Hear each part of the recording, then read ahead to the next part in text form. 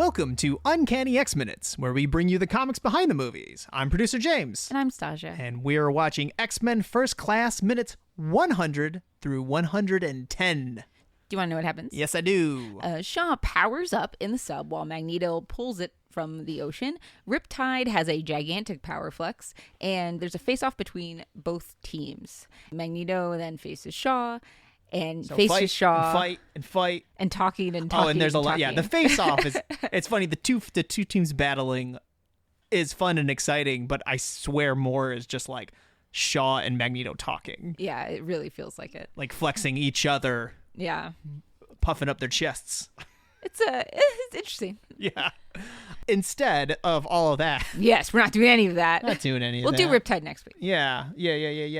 We're going to cover someone that I couldn't find a good spot for her. Yes. And that's Moira MacTaggart. Yes. Because she's important. She's very important. She's prolific within all of the X-Men comics. Yeah, and even more so. So Moira MacTaggart is kind of central of plot line for the Krakoa turn, I suppose. If you're one of those people that are like, I'm going to start with Krakoa. Yeah. You will know who Moira MacTaggart is. She Absolutely. is absolutely right in the middle of it, both literally and figuratively. Yes. So what I'm going to do before we get into that, because that's mostly what we're going to talk about today, because we've talked so much about how Krakoa is a good jumping point. Mm-hmm. Like, I think it's important, if you want to get into it, we can give you a little bit of information about what's going on with her. She's been in the comics for a really long time. She is set up as this researcher. She researches on Muir Island, and she is kind of doing research into mutants. She is also a doctor, so she's kind of more of like the medical research side, whereas Professor Xavier is more of like from the academic side. Her first appearance was in Uncanny X-Men number 96, 1975. Yeah, so she's been there for a long time, and she's been a human. We're talking Claremont run. Yeah. Yep. And she has a relationship with Professor Xavier, which kind of is like they're alluding to in the movie. Yeah. And it's like the only note they remembered from the comics is that they kind of had a thing. Yeah, they did. And like for a bunch of unseen circumstances, like she ends up with somebody else, that she has a son, Kevin Proteus. Like, we don't have to get into that. But she's like tied into a lot of mutant events. And I think one of the most major ones is the one that we've talked about a little bit, which is the Legacy virus. The Legacy virus was unleashed by Strife, who is Cable's clone. That's enough for that. And can't go into that. No time. No time. Basically, it was originally like, it's kind of a metaphor for the HIV virus. Like, it only affected, everyone thought it only affected mutants, and then one day it affects a human, and that's when the world turns against mutants even more violently than it has before. And that actually, the human was Moira MacTaggart, because she was doing research trying to cure it. So generally, she's been a human ally to the X-Men in particular, but to mutants in general. You'll see a lot of X-Men who really struggle, sometimes go to Muir Island. Banshee is one of them. We talked about her relationship with Banshee before. Rain, Wolfsbane. Mm-hmm. She's also been to Muir Island just to like kind of rediscover herself. So she's kind of been this like really safe harbor if you did not want to be under Xavier's thumb. She's kind of an alternative to Magneto or Xavier's side. You can kind of go to the Switzerland that is Muir Island, which is, And we were talking about Darwin and Deadly Genesis. She had her own like group of X-Men she was starting to form, and they're the ones that got sent into Krakoa, the second squad. Right. This is a retcon second squad. Right, exactly. It's really interesting because, those three, Magneto, Xavier, and Moira, this is relevant to the Krakoa turn, actually. So, like that, just high level. She's been with them the whole time. She kind of exists. She can come and go because basically she like lives on Muir Island, and so like when they need her, they can always cut to Muir Island, and then when they don't, they just ignore it. So it actually really suits them. Did she die from the Legacy virus then? Yes. Okay. She did. She got better. Well, it's sort of a throwaway line. It seems like with Krakoa, because Krakoa does have a bit of retconning in it. Yeah. And it made it seem like she faked her death. Yeah. Which, whatever. Yeah. We're just gonna go move past this. Anyway. But anyway. So, House of X, Powers of X, or Hoxpox, you'll see it written out as well, is the beginning of Krakoa, like the whole Krakoan era. So, it starts with Moira MacTaggart's a mutant. all along, she's always been a mutant. Which, obviously, the legacy virus, the reason I brought that up is because that's huge. That means she was. Yeah, because it was like, you had said in a previous episode how it meant that the virus switched from mutants to humans. It jumped with Moira MacTaggart, but if she's actually a mutant, it didn't. Right. They didn't do it because of that. No, anyway. They absolutely did not. But I'm just saying, it's like a weird thing that, like, if you've been reading and you've read the legacy virus, you're like, wait, that changes everything. Right. Yeah. I feel like the way she's written in Hoxpox and on may not jive with everything. Yeah. Pre-Krakoan, so you kind of have to like. It's a retcon. So it is some of that. So sometimes it just like things aren't gonna jive. So her mutant ability is when she dies, the whole timeline gets reset, and she keeps all her memories. Yeah. With that, we're gonna get 10 lives to get to the current continuity of the 616 as we know it. So they list them as numbers: Moira 1, Moira 2, and so on. So Moira 3, because like her first life, normals can be. Yeah. Marries a dude, has a bunch of kids, she resets. So she realizes what's going on by the third one. And in the third one, she tries and succeeds to find a cure for mutants. Yes. And when she does, she gets paid a visit by Mystique and Destiny, who are like, what are you doing? Yeah. So obviously Destiny is she's a precog. Yeah, she's a precog. So she's like, this is disastrous. You cannot do it. They blow up the lab. They tell Moira, don't you dare do this again. You can't. Basically, she seems to be a self-hating mutant. Yes, 3. she is. Absolutely. And this is what Destiny is like.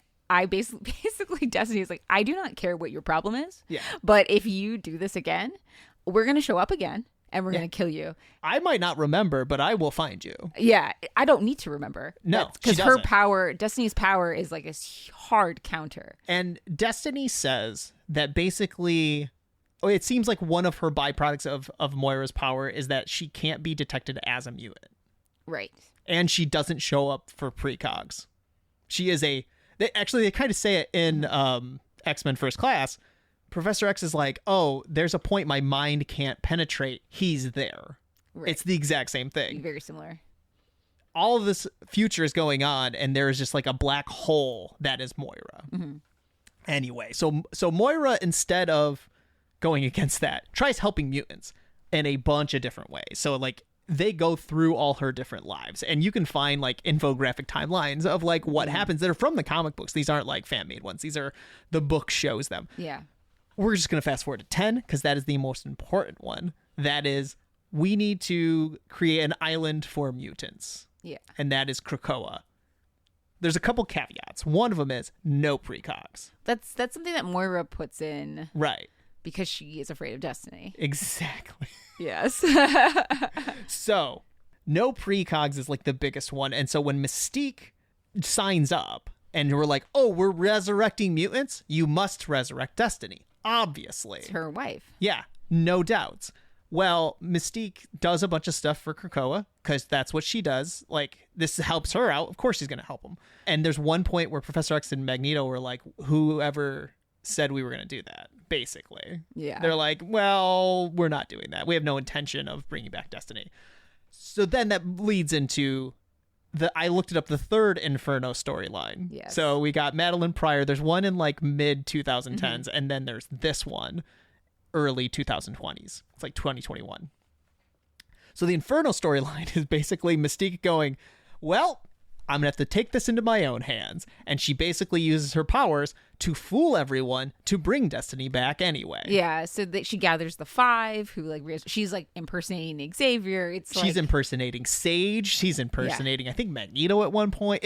She does everyone. She also gets the backup for Destiny. Yeah. Like, it's crazy. She gets Hope to do the Professor X part because she can't do it just as Professor X. Yes, and she gets the actual cradle and then hands it to Hope and goes, I think you're ready for this one. Yes, she nails it.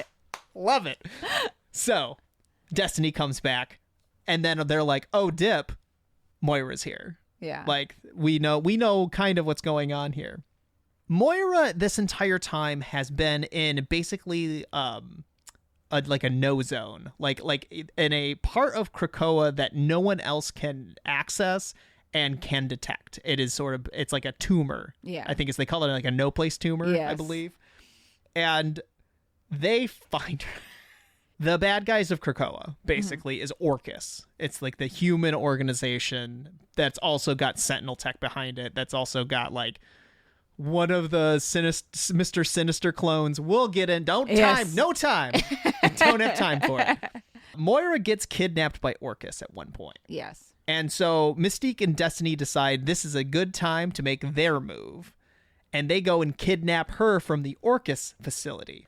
But they find out that there's a tracker in her arm. So they leave the arm behind. And Magneto and Professor X go to save her, and she's not there. Her arm is. So they get attacked by Orcus and Nimrod and Sentinel Prime? No, Sentinel Omega. Omega. That's what it is. They don't make it out of there. They actually die there. But because of Krakoan resurrection protocols, they're Doesn't fine. matter. Don't worry about it. We've got Mystique, Destiny, and Moira X in a no-place tumor with a neutralizer gun that Forge had made previously in the comics that take away mutant powers. And they're like, this is how we take care of you. If you're human and you die, we can't reset the timeline.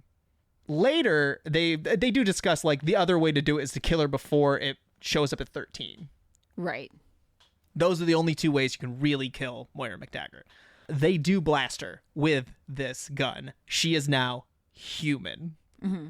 They go to kill her. Cypher pops up. And he's like, hey, guys, I know what's been going on this whole time. Because Cypher is best buddies with Krakoa. We haven't talked about this. It's like, the that best. Much. Yeah, but like... It's a combination of Cypher and Warlock and Krakoa. Yeah, it's like Cypher Lock or whatever, yeah.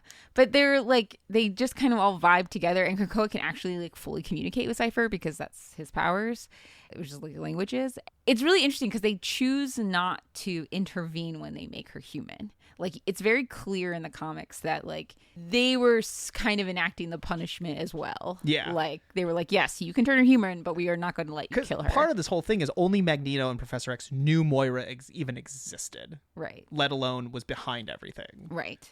When she's human, they're like, Cypher pops up and goes, hey, do you remember those pesky little laws we have here where one of them is kill no man? Well, Yeah. you can't kill her now because now she's a human. But that also means that she is exiled from Krakoa because she is human. Correct. Yeah. So it's like a really interesting, like, I really liked that storyline. I think it was really well done. he gives her a little bit of Warlock as an arm because now she doesn't have one. Right. And they're basically like, I think you're going to need 2 hands for a bit. So take this. Here's her Krakoa gate. You can use it once and no longer. Yeah. Destiny's even like, we have 3 options. And basically 2 of them get us kicked off the council or thrown in the pit. Right. And 1 is let her go.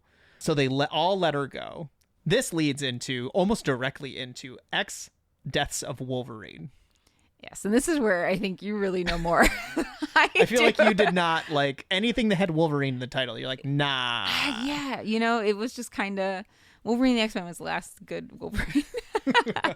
So, Moira X on the run. She finds out she also has cancer. And it's from being in the tumor. Like being in the no place tumor literally gave her cancer. Interesting. So that's why none of her other lives, because she's lasted forever. Like in House of X, Powers of X, in Powers of X, it's like time jumping, and one of them's like 1,000 years in the future, and she's still alive. It's her and Wolverine in some like menagerie sanctuary that is run by aliens. Yeah. Which that does come back. Anyway. Okay. So now she is bitter and angry, just like she was in her third life. So like they set up the anger towards mutantdom. And this is also the storyline. I sort of teased it before, where she kills off Panel and skins Banshee and wears him like a suit so she can get back onto Krakoa. Woof. So she's partnered with like this tech genius. She gets a robot arm. She decides she's going to break into Krakoa, get the neutralizer gun, and then figure out how to like reverse engineer it is the plan. Problem is she gets there and like runs into a bunch of people, doesn't make it out, she gets stabbed by a Wolverine that's infected by the phalanx from the future. We don't have time for it. Oh, no. Don't have time to talk about any of that. So she actually dies. Okay. There. And then 10 days later, a robot comes out of a grave that looks just like her. She's been working with this tech bro. The tech bro made her an android that she infused her mind with, essentially. And so if she didn't make it out alive, this thing activated. What? So this is Moira's 11th life. Okay. Quote unquote. Quote, there was a unquote. reference to it in House of X, Powers of X, where it's like, Yeah. you have 10 lives, 11 if you make the right decisions. Right. This is the right decisions. Okay, So, that's right. They did say that. yeah. So her 11th life, it ends up being her as a robot working with Orcus. Like really hand in hand working with Orcus for like the rest of the Krakoan run until the fall of X. Right. We're like, and again, Orcus being like the human organization that's like trying to get rid of mutants. Right. Yeah. This is where it starts getting wonky. So if you don't want to know what happens in Fall of X, skip the rest of this episode because Goodbyes. it gets weird. There's a lot of spoilers because there's a lot that happens. Anyway, they're gone. Okay. All right. So the X-Men comics have started to develop this, like Orcus wants to be part of a dominion. And that is like a hive mind of godhood, essentially, is what it's. Yeah. They just kind of describe it as. Sinister has also been trying to do this. Okay. And when I say Sinister, I mean Nathaniel Essex. Nathaniel Essex, we find out in this like post, like Fall of X story elements that he has actually made 4 clones. One is Mr. Sinister, and he's got the diamond on his forehead. Mm-hmm. We also have Dr. Stasis, who has a club on his forehead. We have Mother Righteous, who looks like Essex's wife. Yes, she does.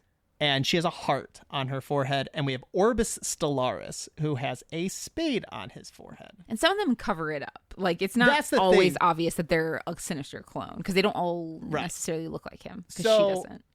Yeah, like Mother Righteous wore like a masquerade mask for most of or like her early appearances. Yeah. Dr. Stasis wore a helmet. Orbis Stellaris was in like a thing. He was like in an orb. An orb, yeah. So like you didn't see their faces for most of it. You just knew these characters' names. And then eventually they one by one started getting revealed that they are different Sinister clones.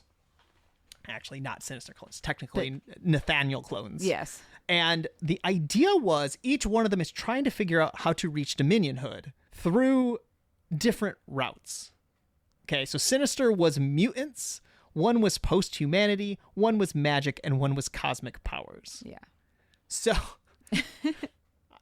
I know, this is so weird.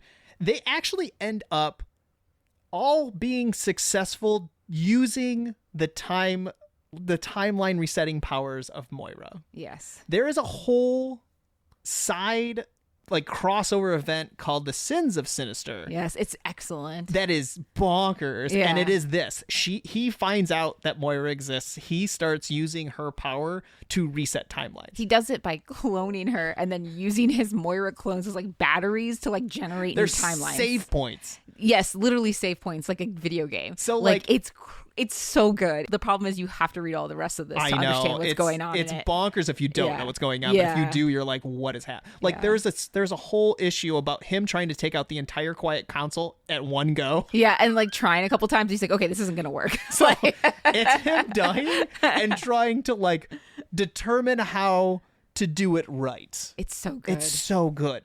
The original Nathaniel Essex becomes a Dominion named Enigma, and he has a crown on his like forehead. Mm-hmm. Okay. So I'm like, yeah, I followed. I'm like, our poor listeners. It is the thing when you're reading it, like what? Because Krakoa has all these text pages of like just data or notes from someone's desk. Yeah, or you have to read those emails, or it's all sorts of stuff. And if you read them all, there's a rich amount of information. And one of them is this whole Dominion thing.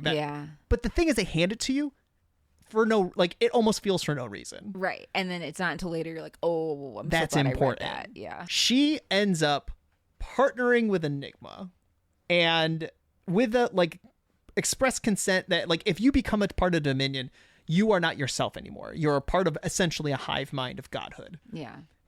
She is allowed to be herself, is what they've determined. So the end of the Fall of X is the X-Men.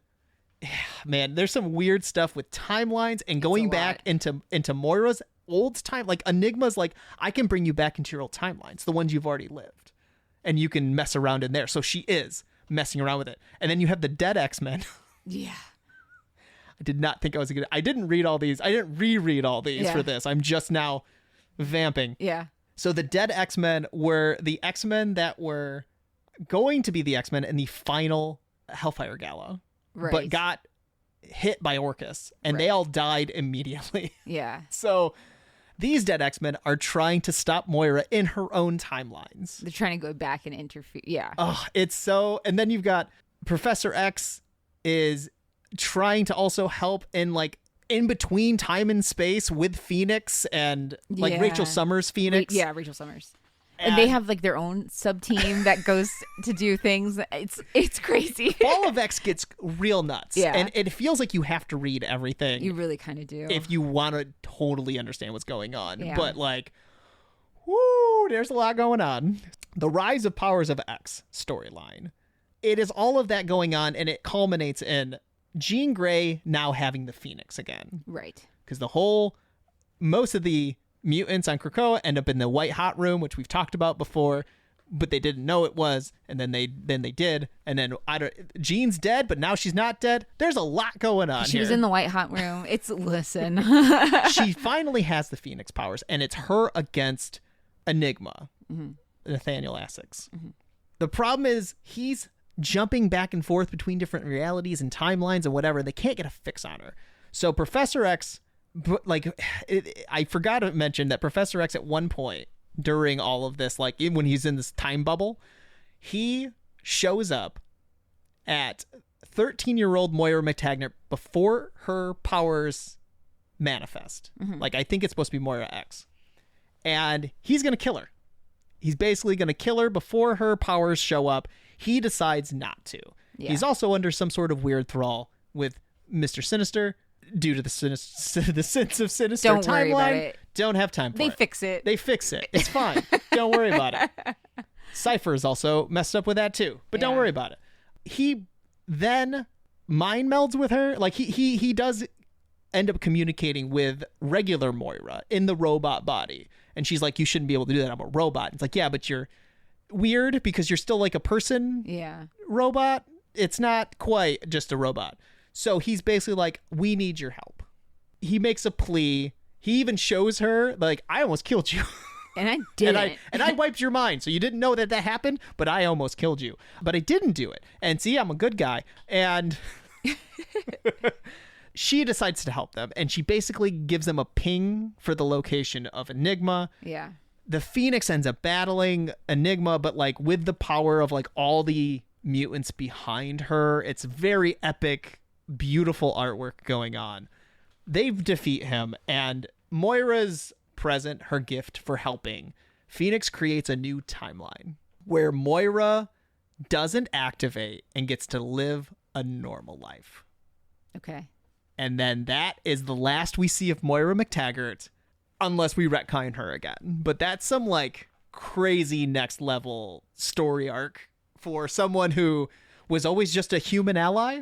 Yeah. It was like she becomes so aggressive in this one. Like they recontextualize her in a way that is like really interesting, right? Because like she becomes like one of the mutants' greatest enemies, and they did it in a way that was very interesting and like obviously very clever, and it worked. But like she has ulterior motives now in anything that she's ever been in. Yeah. In the Marvel You'd have universe. to like look at it in a different lens. Yeah, you have to. And like I said, like if you go back and you like read all this stuff and like you're just, it doesn't always work like you said, but like it does, like it is, most of it kind of does. They did a really good job of like trying to get it to like make sense with her character, and I think they achieved it.